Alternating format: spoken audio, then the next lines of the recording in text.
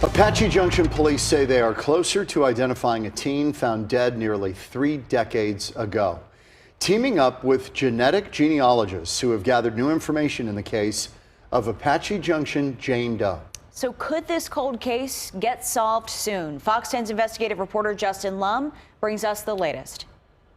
For the last 4 years, the Apache Junction Police Department and the DNA Doe Project have partnered to uncover the identity of Apache Junction Jane Doe. DDP is an all-volunteer organization of genetic genealogists working to reunite John and Jane Does with their families. Finally, investigators have made contact with an immediate relative of Apache Junction Jane.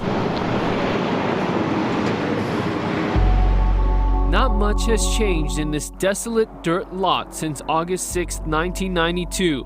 South of US 60 and west of Idaho Road is where a body was discovered that summer day. A girl with no name in Apache Junction. If it wasn't for a man walking his dog, who knows how long Jane Doe would have been left alone in this remote area. It's believed she had been dead for 5 weeks, and that amount of time made an impact on her autopsy results. The cause of death is still undetermined. Here's what we do know about her.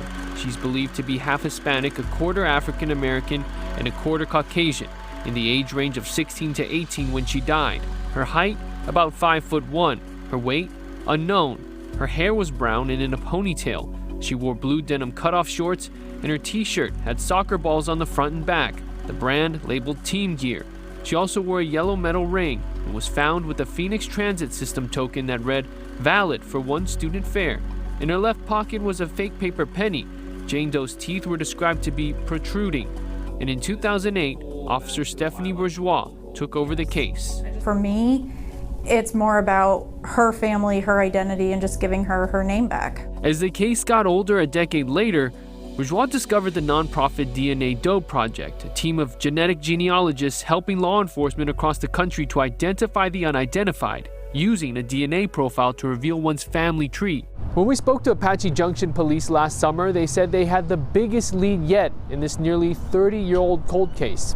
It was the name of Jane Doe's close relative, a Bernard Lyon Newman. Apache Junction Jane Doe's DNA profile led to a half-first cousin. With his help, entered Jane Doe's half-aunt, who learned she had a half-sibling via a birth certificate left by her father. But now the challenge was finding this half-brother named Bernard. Bernard had been, last we knew, we had his birth certificate, and we believed was either in Germany or the United States because he had been born in Germany. Bernard was born in 1953. His mother, identified as a German woman named Elsie Newman. Officer Bourgeois says Bernard's African-American father served in the military while stationed in Germany. What did you think were the odds at first in actually finding Bernard? I did not have high hopes that we would find Bernard because we only had his birth date and his biological parents' names and his birth name. Karen Binder with DNA Doe Project admits the odds were slim, but recently the U.S. Department of State stepped in and helped locate Bernard in North Carolina. When you told him that he had a relative who was unidentified for nearly 30 years, what was his reaction? Very emotional. Like Apache Junction Jane Doe, Bernard's own family history has been a mystery. Bourgeois says when he enlisted in the military at 18, he found out his parents adopted him as a baby. In fact, he's never gone by the name Bernard. He didn't have a lot of information about his biological parents. So for him to hear that, there was a possible relative of his that he just, she didn't have a name, we didn't know who her parents were.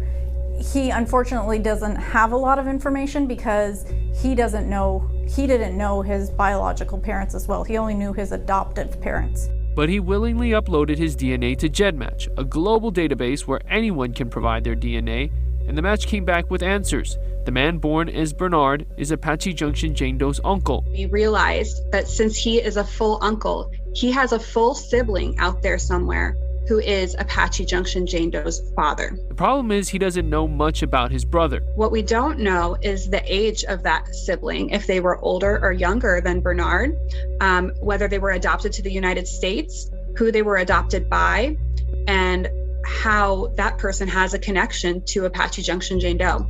Although we do know that that has to be her father.